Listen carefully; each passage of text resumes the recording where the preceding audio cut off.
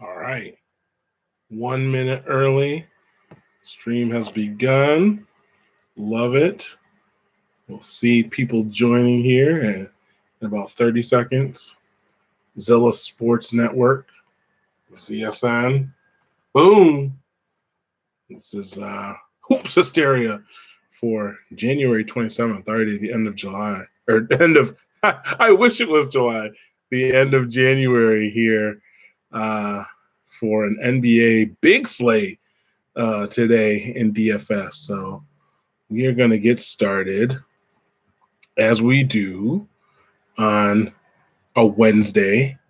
I am your fearless leader on this voyage to DFS goodness, Mr.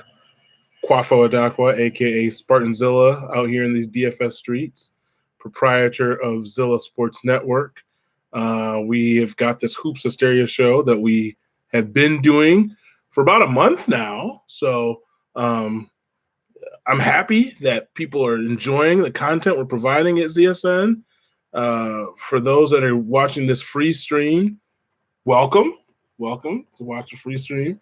Um, Members that want to be a part of what we're building kind of as a community, it is, I'm going to tell you right now, great community with respect to people that are just wanting to talk sport. Today we got on the topic of all the stuff that's happening with GameStop and the trading there. So there's that type of stuff going on. Primarily the focus is sports, but from time to time, other discussions come up. We try to keep it pretty structured and whatnot, but love the enthusiasm for everybody that is joining us in ZSN.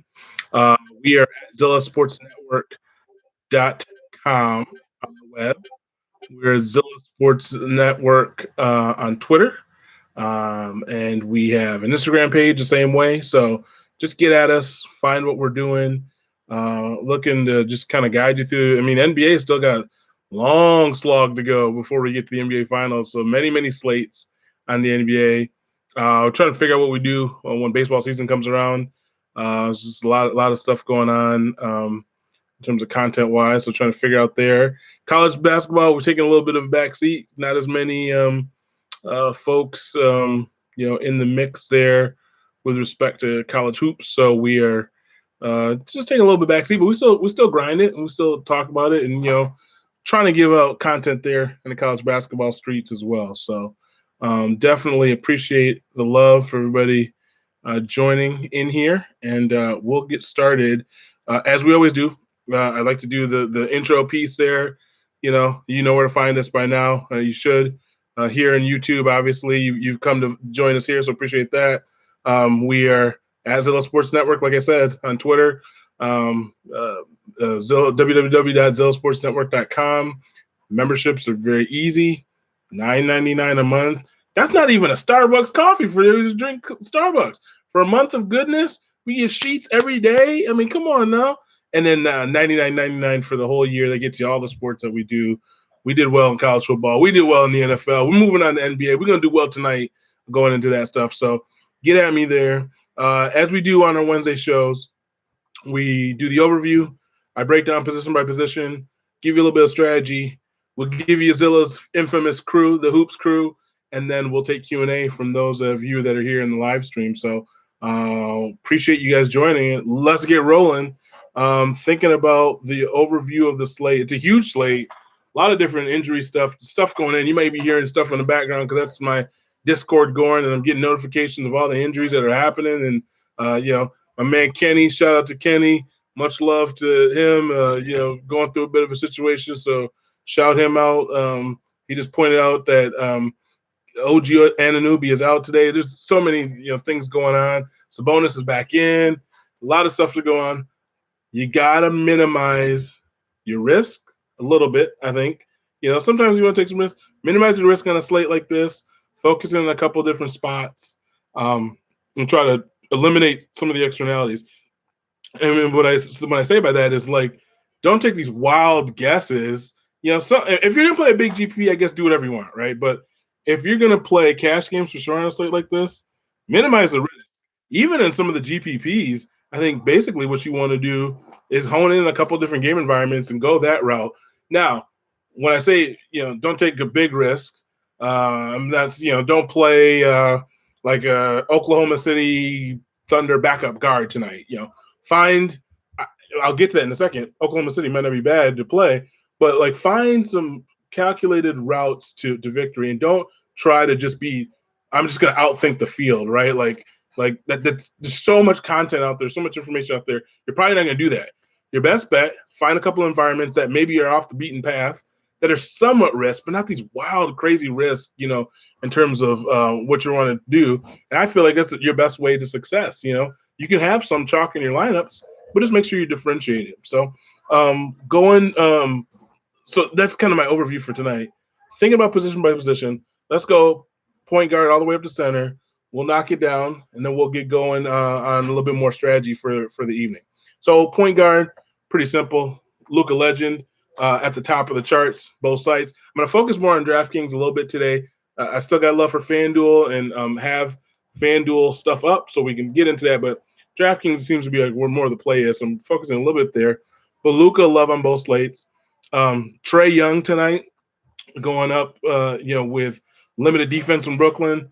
Steph Curry against Minnesota tonight, and Kyrie on the backside, getting limited defense from Trae Young, if you would even call it that. So those are my four, and I really like Kyrie's ownership. Let me look here really quick. So Kyrie Irving, from an ownership standpoint, is sub 10% tonight. So you gotta I feel like you gotta put him in, even though you've got Harden and you got Durant, you got the mouse to feed in Brooklyn. I mean, we're getting Kyrie at less than 10% with the upside and his price on DraftKings. I'm okay. I'm okay with Kyrie actually on both sides. So Kyrie, that sub 10% ownership really is attractive for me tonight. Sleeper at point guard tonight, Cole Anthony.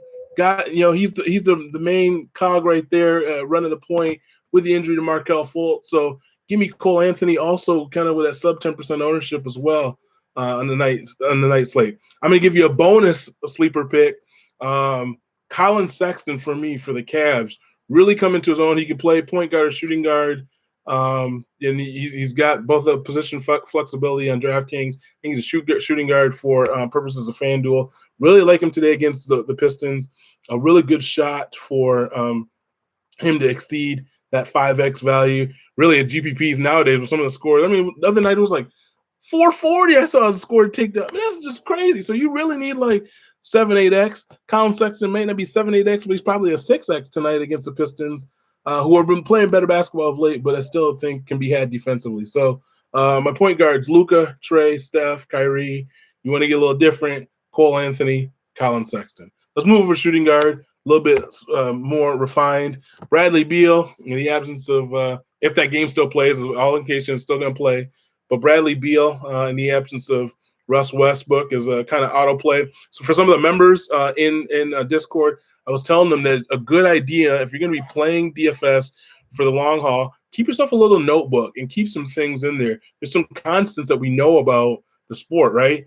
And we know about situations. As long as Bradley Beal's with the Wizards, and if Russ Westbrook is out, you play Bradley Beal, right? I mean, no matter what his price is, realistically, he's just that good a player.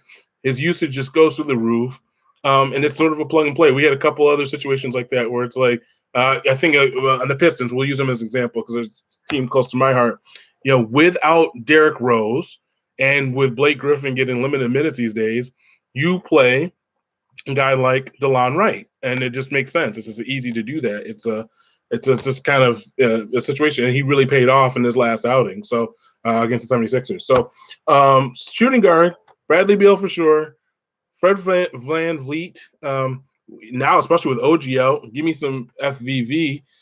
Andrew Wiggins, I like in the later slate against the former team in the back-to-back there. And then Eric Bledsoe. There's a situation going on in New Orleans in terms of what they're going to do with Lonzo, what they're going to do with the guard play, JJ Redick.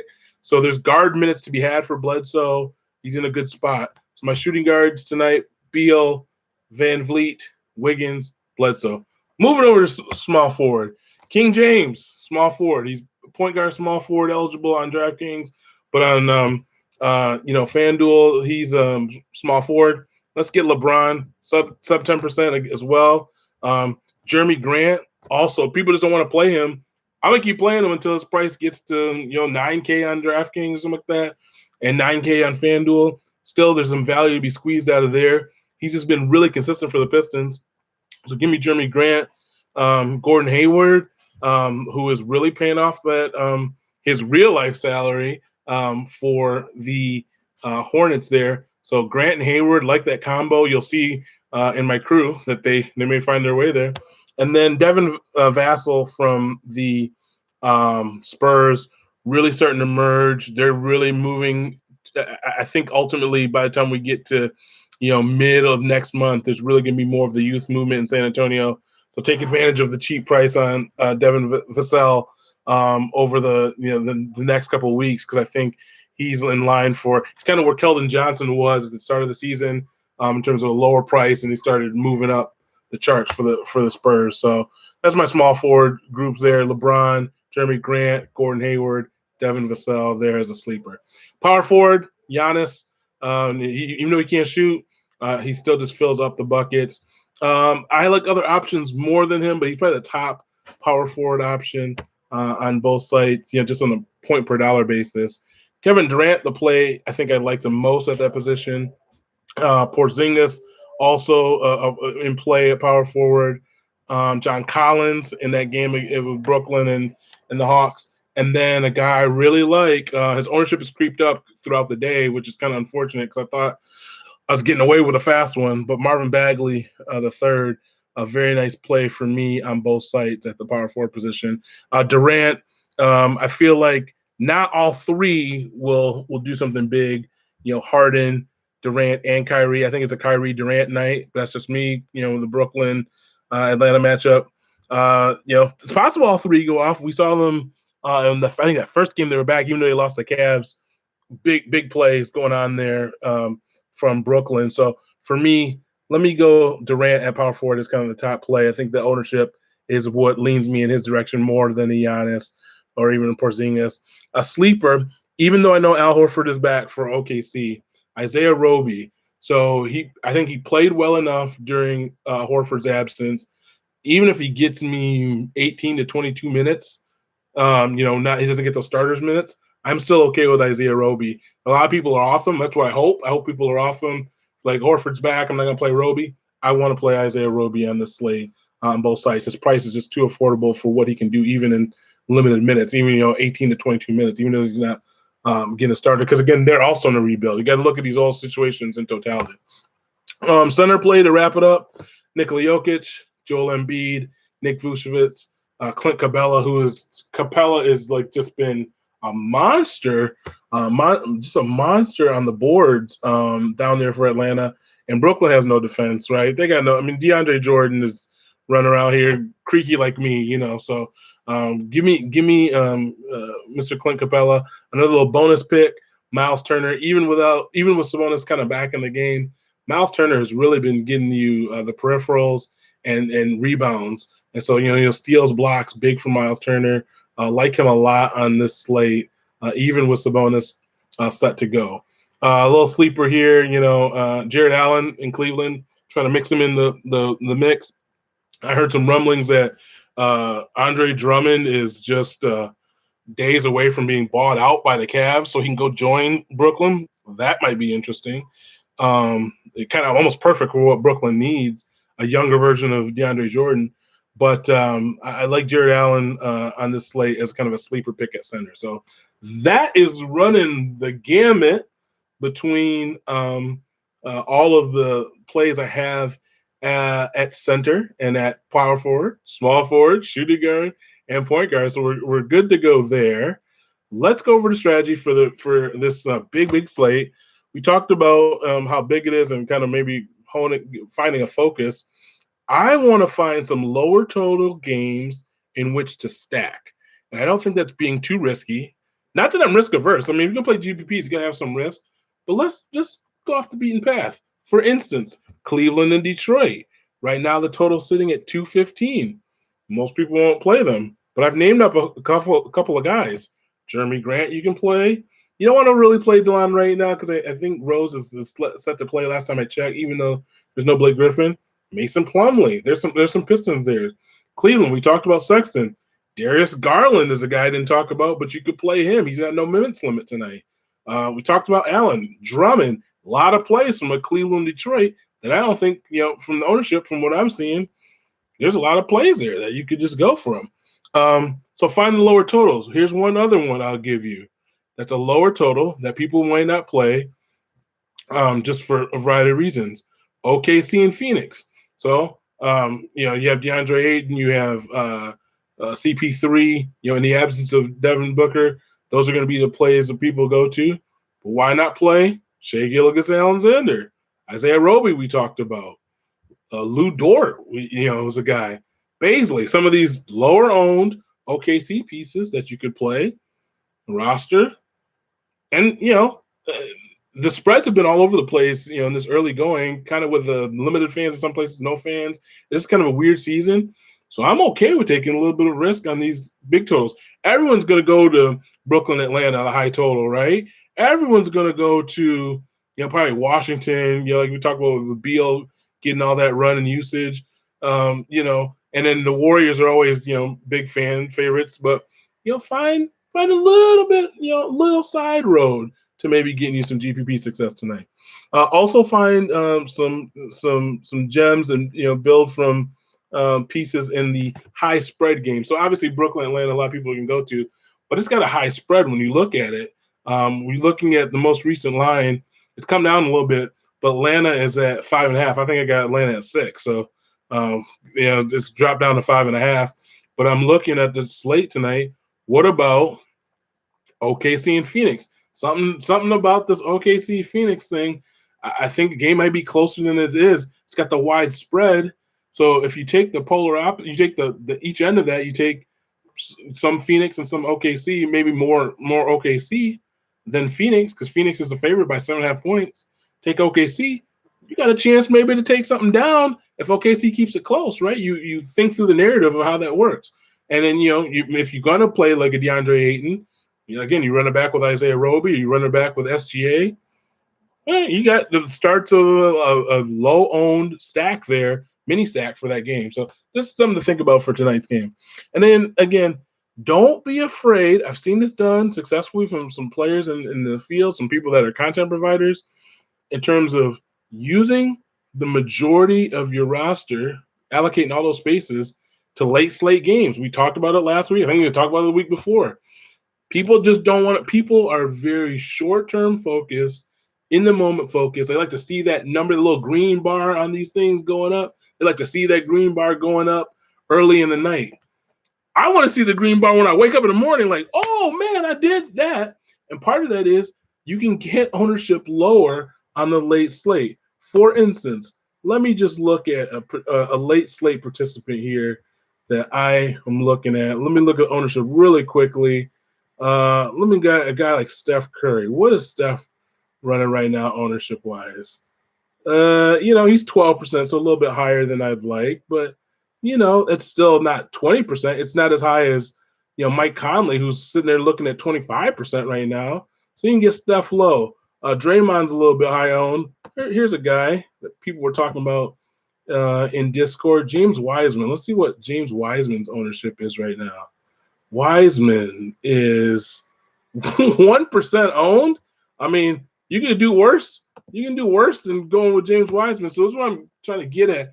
People don't play they don't play those late games. Anything beyond like 9 in the East, people forget about for main slate. So a lot of people I've seen have the strategy where they play a bunch. They just allocate all those spots. Don't even look at things at 7:30, 7:30, even 8. They put all in the late slate, and then you already got an edge on the field because people don't want to wait. They just don't want to wait. So you don't be afraid to use some of the majority of the late slate players, in your builds. In a night like tonight, like I said, OKC, Phoenix, Minnesota, Golden State, you can run stacks there. And then obviously Washington and the Pels. And then even Dallas, Utah, which will be high owned because no Donovan Mitchell. So you're going to have Gobert high owned. Conley. Give me some of the Dallas pieces. We talked about Luka Legend, but maybe even Porzingis. He was listing our power forward plays. Something like that. Do a little bit different differentiation there. Not maybe use all the Utah pieces. I mean, you can use Clarkson, but just understand that ownership's going to be high there. So don't forget about the late pieces to your main slate puzzle. All right. Without further ado, let's get into Zilla's crew for Wednesday. So Jeremy Grant, we talked about his production is just still not caught up with the price. I mean, his price is still probably a little bit too low. So Jeremy Grant, Gordon Hayward, love tonight as well. Trae Young in the defense optional game. Colin Sexton, we talked about. Isaiah Roby, irrespective of what happens with Horford, give me Roby. Give me Marvin Bagley the third and Kyrie Irving. So the crew tonight: Jeremy Grant, Gordon Hayward, Trae Young, Colin Sexton, Isaiah Roby, Marvin Bagley III, and Kyrie Flat Earth Irving. All right. So that is pretty much the show in terms of my prepared remarks for all of you. Now we have entered the fun part, Q&A from the audience. So if there are questions, fire them away as we go 10 minutes here before lock time in the East. I see a couple notes in here. Yeah, Ayton is an option tonight. We talked about a little bit at center. I think I like some other guys more. Let me check Ayton's ownership real quick. See what we're working with ownership, because that's going to be a differentiator. And there's a variety of places you can get from ownership from. I'm obviously using RG right now. Just kind of looking at their stuff a little bit. And I'm looking at, I've got a couple other sites to go to as well. Ayton looks to be up in the 20s. So I don't know about DeAndre Ayton if he's going to be 20% owned. I don't know. Like, I mean, if I want a high owned player, maybe I go Beal instead of Ayton. Just there's so many other center plays. I might not want to go that way. So, any other questions out there for the slate tonight? Big slate, man. Big slate. I might play some late slate myself just to not deal with all the machinations here at lock. I see Jeremy Lamb entering the starting lineup, so much appreciated there for that little note. Lamb is a guy who was on, even Sabonis, no Sabonis. Lamb's minutes are trending upwards. They see a role for him in Indy, so I had no problem using him no matter what happened with Sabonis. Sabonis out only elevates it, but maybe ownership comes down off of Lamb, and you can get him at a little bit depressed ownership with everybody flocking to Sabonis being back. Let me see if I can get you an update on where young Jeremy Lamb is based on some stuff. Jeremy Lamb, not seeing him there. Give me a second, guys. The beauty of live internet action. See me doing stuff on the fly. Jeremy Lamb is not seeing him. All right. Well, his ownership isn't super high, so that's good. That's a play you can potentially use. So yeah, he plays multiple positions. Josh Jackson, no Blake. So he got thrown out of the last game. I was able to watch some of that. Got thrown out of the last game. Was on his way to a pretty good play. Blake isn't really the position you look at there. I think it's more like Jeremy Grant, kind of in that position that Josh Jackson would play. He comes in that second unit. Viable play, but it's such a big slate. I don't feel like you got to go to Josh Jackson. He's more of it's a 6-game slate. Looking at his price, that's the kind of place that I would look to roster Josh Jackson. I like the game overall, the Cleveland-Detroit game from a stackability, but again, I might go Jeremy Grant, maybe like Mason Plumlee, and maybe even Derrick Rose, even in limited minutes. Not really on right now that Rose is back. And then obviously Jeremy, Grant, Plumlee, Rose, kind of my Pistons thing.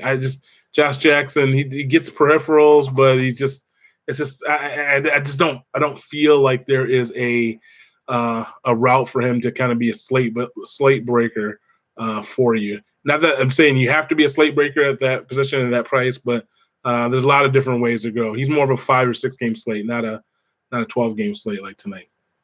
Any other questions for one Zilla before I close up shop we'll close up shop a little early today on a 12 game. Interesting. We're not getting as many questions as we've had in the past, but that's okay. People, it's a grind, man, to do NBA DFS. It is a grind in terms of just how many things you got to think about, consider, look at, and so I know a lot of folks probably smarting from basically the NFL season over. Although there's a lot of stuff action to be had for the Super Bowl, for the big game. Ooh, almost caught myself. The big game coming up a week from Sunday, so a lot of activity on that, and the single game stuff, which we go over as ZSN. We had some success this year for sure, taking on a couple different GPPs in that single game format. So we'll definitely probably get some stuff going on for the big game next week.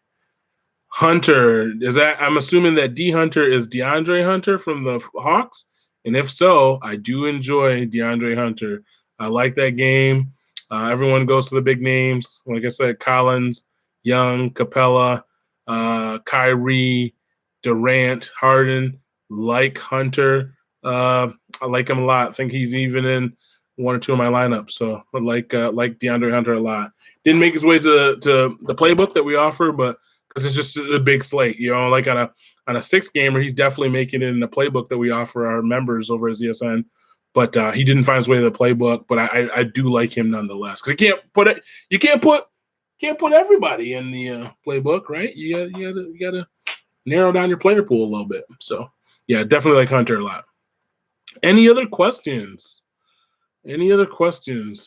For one Zilla? Okay. All right. Yeah, Zilla crew lineup. Let's do it. Everybody, it's provided to you. So I want to thank you all for being in there, being a part of what we're doing here with ZSN. Much appreciated. Much love. Hopefully you all are profitable on this Wednesday. You have a good time playing DFS, understanding the game element of DFS, which I'm trying to get better at. Obviously I've got all this in my brain about games and rotations and all that stuff.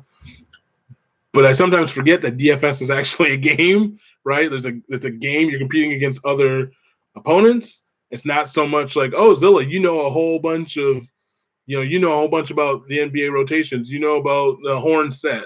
It's not really all that important. It's somewhat important, but it's more important for me to understand and for you all as players to understand that DFS is a game, especially the way it's structured on the major sites. And so, as Thunder's going on there, it's more important to understand the game element, which is very tough. It's hard to get your arms around, but understand the game element to DFS. That's going to be your best road to success, and it's something I'm learning after 5-6 years of playing DFS pretty regularly. So understand that. Understand that you're going up against other people, and you're trying to take down these tournaments, going up against other people and their optimizers and this, that, and the third. It's a game ultimately against other individuals, and so think of it in that context. Even if you think you know everything about NBA or NFL or whatever, you name it, that you're grinding for DFS, understand kind of where other people's mindsets are at. Try to make some decisions based on that. All right. Much love to everybody that was out there watching. Some of you will probably go and watch us later, so I appreciate that.